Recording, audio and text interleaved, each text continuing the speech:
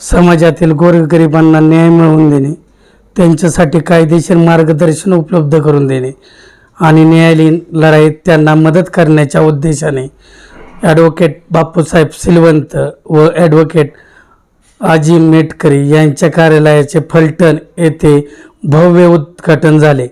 उद्घाटन प्रसंगी उपस्थित असणाऱ्या मान्यवरांनी दोन्ही ॲडव्होकेट यांच्या कार्याचा गौरव करताना समाजातील वंचित शेतकरी, मजूर, महिला वर्ग तसेच न्याय व हक्कासाठी लढणाऱ्या सर्वसामान्यांसाठी हे कार्यालय नक्कीच एक आधारस्तंभ ठरेल अशी भावना व्यक्त केली आहे.